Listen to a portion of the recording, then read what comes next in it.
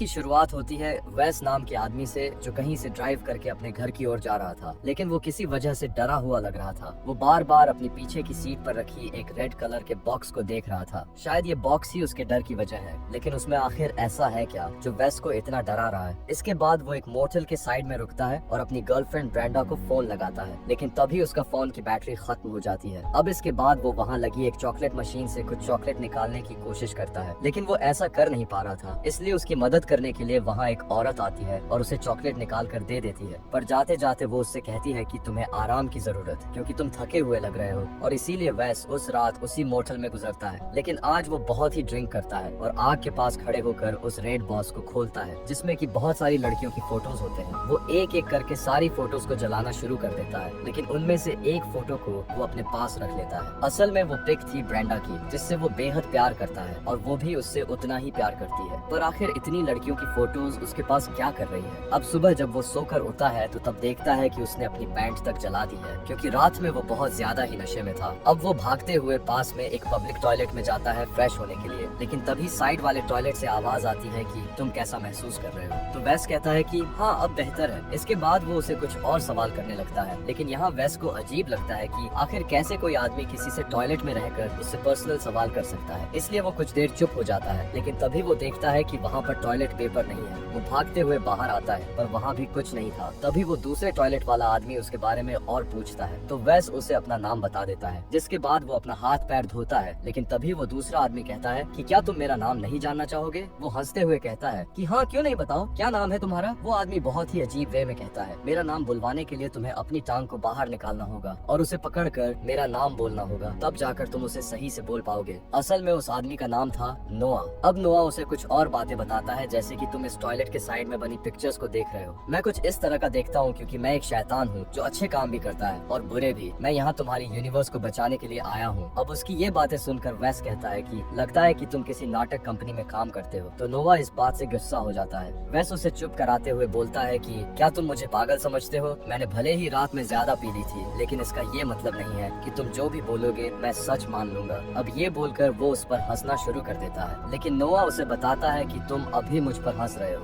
लेकिन मैं जो चीजें कर सकता हूँ वो शायद तुम कभी सोच भी नहीं सकते। तभी वैस को अपनी पॉकेट में ब्रांडा की फोटो मिलती है, जिसे वो किस करता है और फिर वहाँ से जाने लगता है, क्योंकि अब बहुत परेशान हो चुका था। वो पहले से इतना परेशान था और ये सब बातें उसे और परेशान कर रही थी। लेकिन कहानी में असली ट्विस्ट अब आता है। जब वो वॉशरूम के गेट को खोलने की कोशिश करता है तो वो लॉक हो चुका था, जिसे देखकर नोआ कहता है कि ये मैंने किया है, तुम यहाँ पे खुद की मर्जी से आए थे, पर जाओगे मेरी मर्जी से, क्योंकि अब तुम्हें मेरा एक काम करना होगा। ये सुनकर वैस को उस पर गुस्सा आने लगता है, इसलिए वो उसे बुरा भला सुनाने लगता है और उसके टॉयलेट में झांकना शुरू कर देता है। पर नोआ उसे वार्न करते हुए कहता है कि ऐसा मत करो, क्योंकि इससे तुम्हारी जान भी जा सकती है। लेकिन वो नहीं मानता और उसे देखने लगता है, और जैसे ही वो झुकता है वो टेलीपोर्ट होकर वॉशरूम के बाहर आ जाता है। उसे लगता है कि वो बच गया, इसलिए वो भागते हुए अपनी कार के पास जाता है और उसमें बैठ जाता है। लेकिन तभी उसे अपने साइड में ब्रांडा बैठी हुई मिलती है, जो उसे कहती है कि तुम्हें वहाँ से बाहर नहीं आना चाहिए था, तुमने गलती कर दी। और ये बोलते ही उसकी आंखों से कुछ अजीब सी चीजें बाहर आने लगती हैं, जिससे वैस बहुत डर जाता है। और तभी अचानक से वो फिर से टॉयलेट के अंदर पहुंच जाता है। ये सारी चीजें देखकर वैस बहुत ही परेशान हो चुका था। वो नोआ से पूछता है कि मुझे पता है कि तुम एक सन की किस्म के इंसान हो और तुम ये सब मुझे परेशान करने के लिए कर रहे हो। नोआ उसे कहता है कि मैंने तुम्हें यहाँ पर नहीं बुलाया है, तुम खुद आए हो और मैं बहुत ही ज्यादा पावरफुल हूँ। अगर तुम्हें इस बात का अंदाजा लगाना है तो एक बार खिड़की से बाहर जाकर देखो। अब वैस जब बाहर देखता है तो वहाँ पर वायलेट कलर की एक लेयर रेस्ट रूम के चारों ओर फैल गई थी और वो अब टॉयलेट के अंदर भी आ रही थी। ये देखकर वो हैरान था कि आखिर ये चीज क्या है। तब नोआ उसे बताता है कि ये शील्ड मैंने बनाई है ताकि अब कोई भी बाहर का आदमी इस रेस्ट रूम को ना देख सके और हम दोनों को कोई भी डिस्टर्ब ना करे। यहाँ वेस का दिमाग घूमना शुरू हो जाता है। वो पूरी तरह से कंफ्यूज हो चुका था कि रियलिटी और इल्यूशन में क्या फर्क है, और इसी कारण वो जोर जोर से दरवाजे को पीटना शुरू कर देता है। लेकिन नोआ उसे समझाता है कि इसका कोई फायदा नहीं है, तुम्हारा यहाँ आना तुम्हारी किस्मत में लिखा था और जो किस्मत मैंने लिखा होता है और इसे कोई भी बदल नहीं सकता है। तभी वेस को इस टॉयलेट के नीचे कुछ चमकती हुई चीज दिखाई देती है, जिसे देखकर वो डर जाता है। लेकिन उसे जानना था कि आखिर ये क्या चीज है। वो उसके करीब जाता है और उसे देखने की कोशिश करता है, लेकिन वो चीज बहुत ही अजीब थी और आकार में बहुत ही ज्यादा बड़ी भी। लेकिन तभी नोआ उसे वार्न करता है कि तुम मुझे देखने की जरा भी कोशिश मत करना, क्योंकि अगर तुमने मेरा रियल फॉर्म देख लिया तो उसी समय तुम्हारा दिमाग फट जाएगा और तुम मारे जाओगे। इसलिए वो फौरन उससे दूर हो जाता है। उसे यहाँ इतना तो यकीन हो चुका था कि ये कोई इंसान तो नहीं है, क्योंकि उसके पैर नहीं थे, लेकिन ये है कौन और इसका मकसद क्या है, ये सब जानने के लिए वेस बहुत ही बेकरार है। तभी यहाँ नोआ को एक सांप दिखाई देता है और वो यहाँ से बाहर भागने की कोशिश करता है। वो नोआ को बातों में उलझाए रखता है और धीरे धीरे करके वो सांप से बाहर जाने लगता है, लेकिन ना जाने कैसे वो दोबारा से उसी वॉशरूम में आ जाता है। अभी ये देखकर वो और ज्यादा परेशान हो चुका था और इसी परेशानी के टाइम पर उसे ब्रेंडा की याद आने लगती है और वो उसकी यादों में खो जाता है। लेकिन नोआ भी उसका पीछा नहीं छोड़ता और उसे कहता है कि तुम्हें सिर्फ मुझ पर फोकस करना है, ना कि किसी और पर। इसलिए वो उसे उन यादों से खींचकर बाहर ले आता है, जिस वजह से वेस के सर में बहुत ज्यादा दर्द होने लगता है और वो वहीं पर बेहोश हो जाता है। कुछ देर बाद जब उसकी आंख खुलती है तो नोआ उसे कहता है कि तुम भी मेरी तरह हो, तुमने भी बहुत से गलत काम किए हैं और तुमने तो अपने चाहने वालों तक को नहीं छोड़ा, और देखो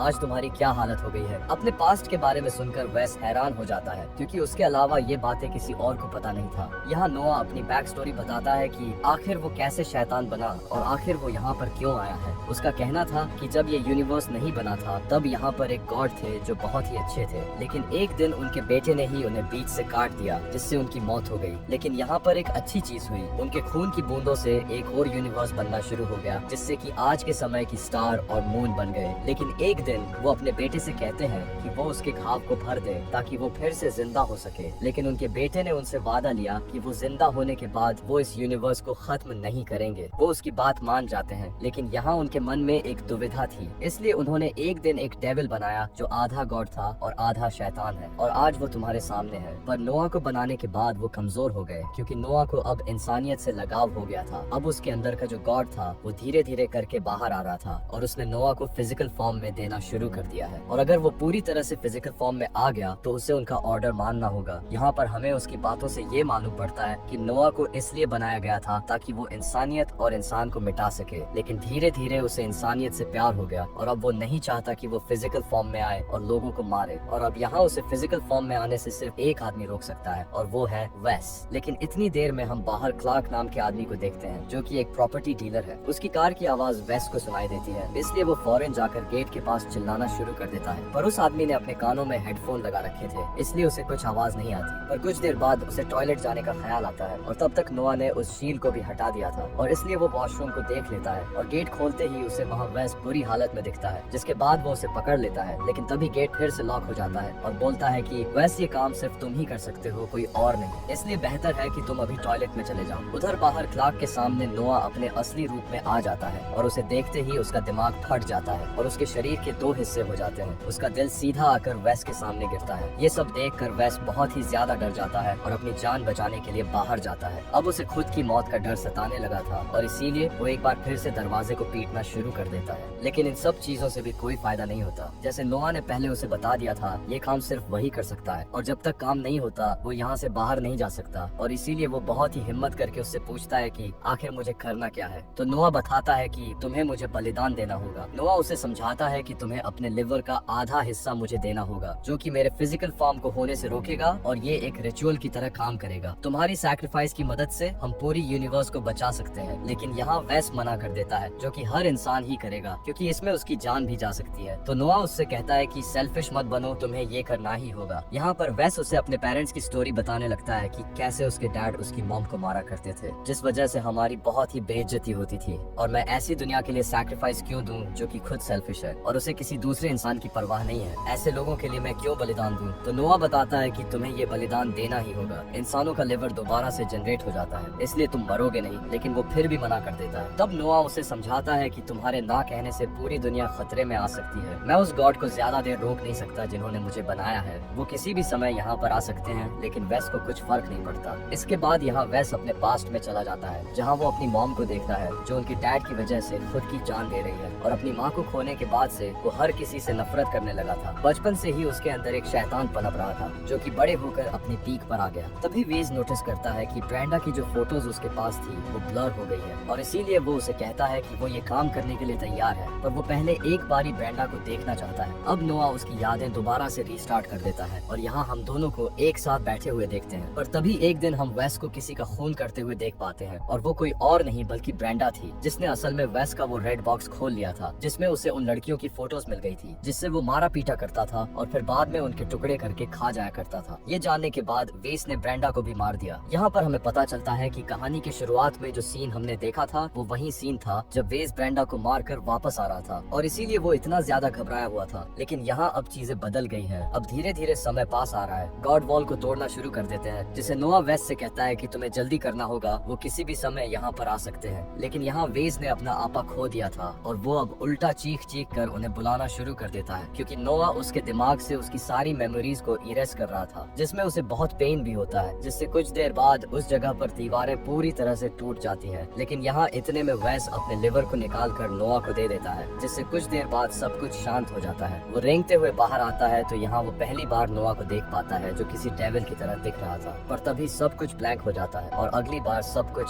शांत हो जाता है। वेस यहाँ से रेंगते हुए बाहर आता है और रेस्ट रूम का गेट खोलता है। तब उसे नोआ की आवाज आती है कि अब सब कुछ सही हो गया। लेकिन यहाँ वेस उससे कहता है कि अब से मैं एक हीरो की तरह माना जाऊंगा ना। तो वो कहता है कि नहीं, तुम भी मेरी तरह एक डेविल हो जो इस खूबसूरत दुनिया में अभी तक रह रहे थे। और ऐसा उसने इसलिए बोला क्योंकि वेस ने कई लोगों को बेवजह मारा था और ऐसे लोगों को कभी याद नहीं किया जाता। कुछ देर बाद वो अपना दम तोड़ देता है और ये कहानी यहीं पर खत्म हो जाती है।